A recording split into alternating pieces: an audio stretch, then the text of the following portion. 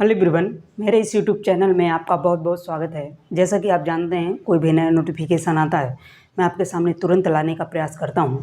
आज देखिए, ये जो रेलवे की तरफ से अप्रेंटिसशिप में ये नोटिफिकेशन आ चुका है।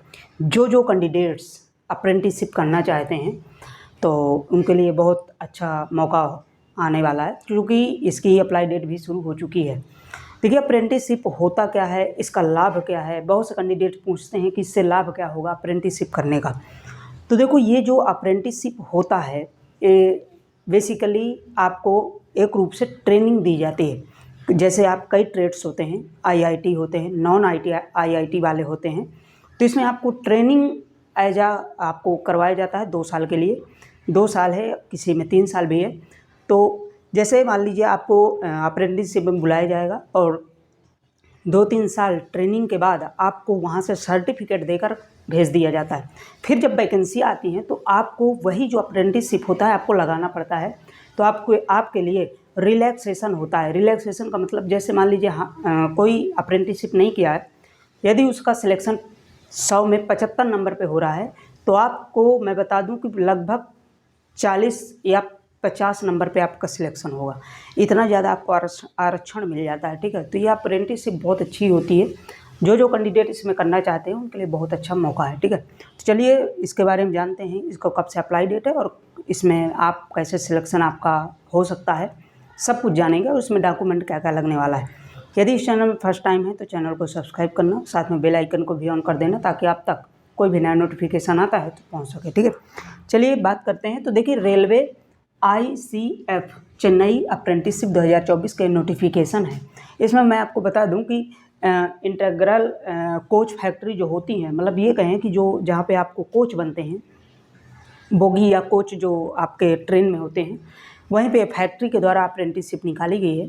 ठीक है, तो ये इसका हेडक्वार्टर जो कि आपका चेन्नई में है, कई जगह हैं लेकिन ये चेन्नई से बेसिकली निकाली गई है। ठीक है, तो अप्रेंटिसशिप के लिए इसमें कई ट्रेड्स के लिए जो अप्लाई करेंगे उनके द्वारा ये जो है वहाँ पे अप्रेंटिस करवाई जाएगी। ठीक है, बात करते हैं अप्लाई डेट की। तो अप्लाई डेट इसमें रखी गई है 22/5/2024 तक। ठीक है, 22 मई से आप अप्लाई कर सकते हैं और लास्ट डेट है 21/6/2024 तक। मतलब ये कहें कि 21 तारीख तक आप लास्ट डेट है तो अप्लाई कर पाएंगे। ठीक है, अब देखो, ये 22 और 6 ये जो 21 के बीच है, लगभग 1 महीने का समय है। लेकिन आपको अप्लाई कब करना है, इसके लिए बहुत डाउट रहता है कि हम क्या डायरेक्ट अप्लाई कर दें, मतलब जैसे स्टार्ट होता है। लेकिन नहीं, मैं आपको बताऊं कि जैसे 22 तारीख से स्टार्ट हुआ है तो आप 2-3 दिन छोड़ दीजिए और लास्ट डेट के 2-3 दिन पहले आप अप्लाई कर दो, ताकि आप अप्लाई करना चाहते हो तो ईजिली तरीके से आपको कोई प्रॉब्लम्स ना हो। नहीं तो वरना कहीं साइड प्रॉब्लम होने लगती है, कहीं कुछ होने लगता है। ठीक है, तो ये इशू बहुत रेलवे में देखा जाता है।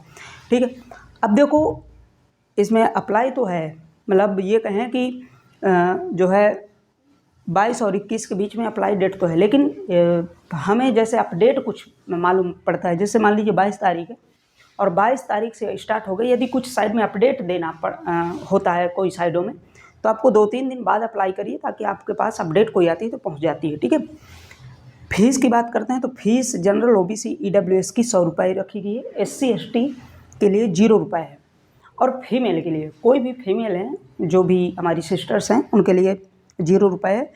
वो कोई भी कैटेगरी से आती हूँ, SC हूँ, SC ST हो, जनरल हो, OBC हो, EWS हो, कोई भी कैटेगरी है उनके लिए 0 रुपये फीस रखी गई है फीमेल के लिए। ठीक है, अब आती है बात एज लिमिट की। तो एज लिमिट इसमें आपको बहुत ज़्यादा रखी गई है। देखो, 15 साल से 24 साल तक, ये कहें कि एज काफ़ी ज़्यादा है। 15 साल लगभग 15 ईयर आप 10th में भी होते हैं। ठीक है, तो आप 15 साल हैं और 24 साल के बीच हैं तो आप अप्लाई कर पाएंगे, ये डेट इसमें रखी गई।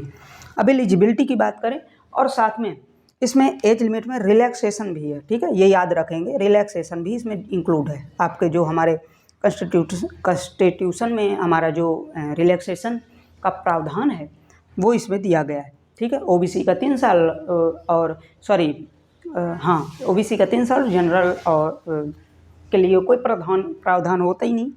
SC ST के लिए 5 साल होता है। ठीक है, तो इस प्रकार से इसमें रिलैक्सेशन है। एलिजिबिलिटी की बात करें तो 10th होना चाहिए या 10th के साथ आपको IIT होना चाहिए। लेकिन ये ट्रेड के हिसाब से है। जब आप नोटिफिकेशन में जाएंगे तो उसमें 10th के लिए अलग हैं और 10th प्लस IIT के लिए ये जो ITI किए हैं उनके लिए अलग दिया हुआ है, ठीक है। अब देखिए पोस्ट कौन सी है और कौन कौन इसमें कर सकता है और क्या इसमें पोस्ट आपको मिलेगी, मतलब जब आप अप्रेंटिसशिप करेंगे तो कौन सी पोस्ट आपको मिलेगी और पोस्टों में नंबर कितने हैं, एलिजिबिलिटी क्या है। तो देखो इसमें पोस्ट है ट्रेड अप्रेंटिस। कहा गया है कि ट्रेड अप्रेंटिस के हिसाब से आप कई ट्रेड्स हैं, जैसे ITI जो कैंडिडेट्स करते हैं उनको पता होगा कि ट्रेड्स 124 लगभग ट्रेड्स हैं। लेकिन सभी ट्रेड्स तो रेलवे निकालती नहीं, कुछ चुने हुए ट्रेड्स से ही निकालती है रेलवे, जिसमें टोटल इसे 9 ट्रेड्स इसने निकाला है, ठीक है। 9 ट्रेड्स इसमें कहा गया है कि 9 ट्रेड्स हैं, जिसमें जो फ्रेशर हैं, फ्रेशर का मतलब है जो नॉन ITI हैं, जो फ्रेशर में हैं, तो 330 पोस्ट उनके लिए। एलिजिबिलिटी आपको 10th होना चाहिए और साइंस में 50% मार्क्स आपके होना चाहिए, ठीक है। और आपके मतलब ये कहें कि जो ITI किए हैं, ठीक है, उनके लिए 680 पोस्ट हैं और उनकी एलिजिबिलिटी रखी गई है 10th प्लस ITI, ठीक है। टोटल ट्रेड्स इसमें 9 ट्रेड्स हैं, 9 ट्रेड्स में आप भर पाएंगे, तो काफ़ी ज़्यादा ट्रेड्स हैं लगभग, ठीक है। उसमें इलेक्ट्रीशियन भी है, फिल्टर भी है, पेंटर भी है, सब इस प्रकार से ट्रेड्स 9 ट्रेड्स दिए गए हैं, मैं आपको बता दी।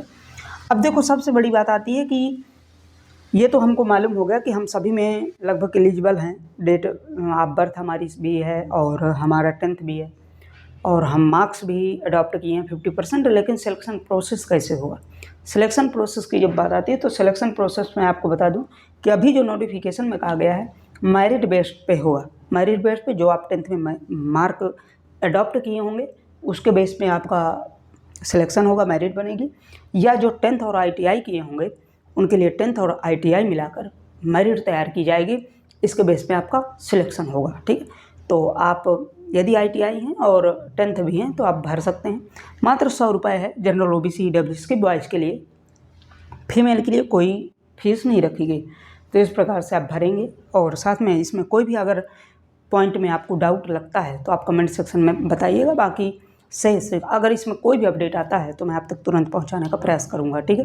तो इस प्रकार से मैं हमेशा अपडेट इसी चैनल में लाता हूं। कोई भी नया अपडेट आता है या कोई भी नया नोटिफिकेशन आता है तो इसी चैनल में आपको मिलते हैं। तो चलिए मिलते हैं नेक्स्ट अपडेट के साथ। तो इसके साथ जैसे भी कोई नया नोटिफिकेशन है मैं आप तक तुरंत पहुँचाऊँगा, ठीक है। चलिए मिलते हैं नेक्स्ट अपडेट पे, तब तक के लिए bye bye, okay, thank you so much.